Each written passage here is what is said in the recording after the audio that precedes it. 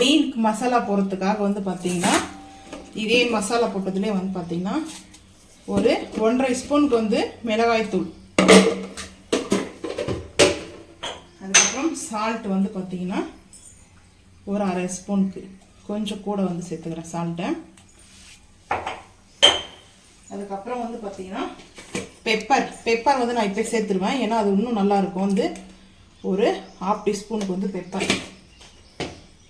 அதுக்கப்புறம் garam masala, biryani masala, chicken masala, any masala சேர்த்துக்கோங்க. நம்ம வந்து பிரியாணி மசாலா ஒரு 2 ஸ்பூன், சின்ன ஸ்பூனில்.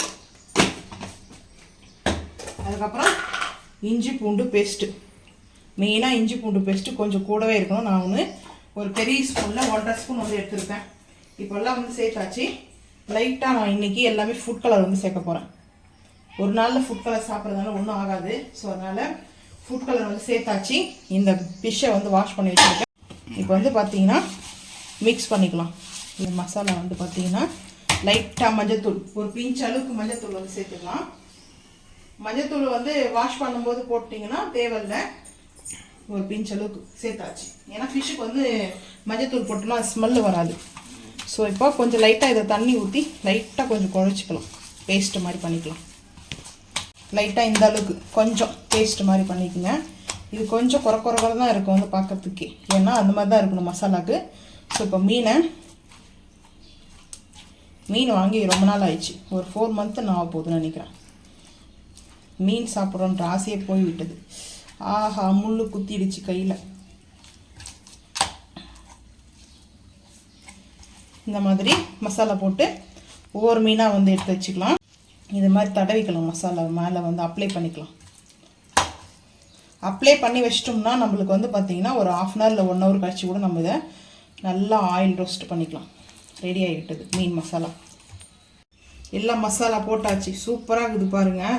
இந்த மசாலா நல்லா வந்து எண்ணெயில் போட்டு ரோஸ்ட் பண்ணும்போது தெரியாது, அதுதான் மீன் நம்மளுக்கு தேவையே. இது நல்லாயிருக்கும் இந்த மசாலா. இப்போ வந்து இந்த மாதிரி எல்லாத்தையும் போட்டாச்சு. கொஞ்சம் மீன் கறி வைக்க போகிறேன். ஸோ இந்த தலைங்கள்லாம் இருக்குதுல்ல, அதெல்லாம் போட்டு வால், தலை, இந்த கொஞ்சம் சென்டர் பாதி இந்த மாதிரி இருக்குதெல்லாம் நம்ம வந்து மீன் கறி. இதெல்லாம் வந்து பார்த்திங்கன்னா ரோஸ்டரு. இப்போ வந்து இதை வந்து இந்த பவுலுக்கு வந்து எடுத்து வச்சிடலாம். இப்போ வந்து ஆயில் வந்து ஊற்றிருக்கேன், நான்ஸ்டிக் பேன் வச்சுருக்கேன். மசாலா நம்ம போட்டிருக்கோம் இல்லையா, ஃபிஷ், அது இந்த மாதிரி தான் இருக்கும். இப்போ வந்து பார்த்திங்கன்னா போடலாம், சிம் பண்ணிடலாம், ஏன்னா அது தெறிக்க ஆரம்பிக்கும் ஆயில். ஸோ அதனால்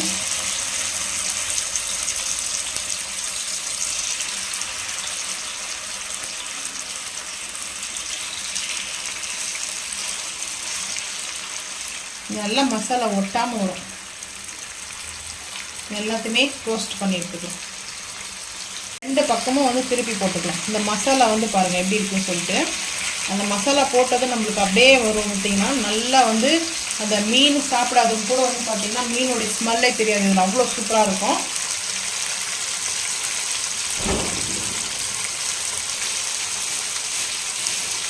இது மேலே லைட்டாக வந்து வாஷ் பண்ணி வச்சுருக்கிறேன் கருவேப்பிலை. வேணும்னா சேர்த்துக்கோங்க, வேணும்னா அது உங்களோட இருக்குன்னா.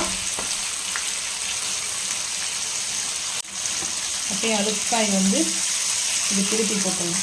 நல்லா வந்து குக் ஆகிடும். இந்த எண்ணெயே போதும், நம்ம வந்து பொரிச்சு எடுத்துடலாம். இங்கே வந்து சாஃப்டாக இருக்கும். ஸோ அந்த வால் பகுதியில் இருக்க வேண்டாம், இந்த மாதிரி எடுத்தோம்னா கரெக்டாக வரும். இங்கே வந்து பார்த்திங்கன்னா கொஞ்சம் விட்டுடுச்சு. இந்த மாதிரி தான் நம்மளுக்கு வந்து மீன் நல்லா குக் ஆகிடுச்சு. இப்போ வந்து பிளேட்டிங்கில் வந்து எடுத்து வச்சுக்கலாம்.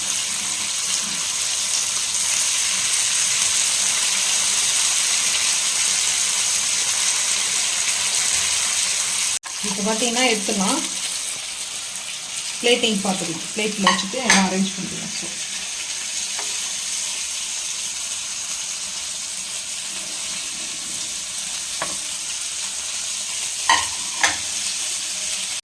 இப்போ வந்து பார்த்திங்கன்னா நம்ம ரோஸ்ட் பண்ண மீன் சைடில் வந்து பார்த்திங்கன்னா ஆனியன், லெமன் வந்து வச்சுக்கலாம். லெமன் முடிஞ்சிச்சு நினைக்கிறேன், லெமன் முடிஞ்சிச்சா இருக்குங்களா, முடிஞ்சிச்சு போல இருக்குது. ஸோ அதனால் ஆனியன் வச்சு சாப்பிடும்போது பார்த்திங்கன்னா இந்த மீன் ரொம்ப சூப்பராக இருக்கும். மேலே வேணால் பெப்பர் போட்டுக்கலாம். ஆல்ரெடி நான் பெப்பர் மசாலா இந்த மாதிரி மீன் மசாலா வந்து ட்ரை பண்ணி பாருங்கள், சூப்பராக இருக்கும்.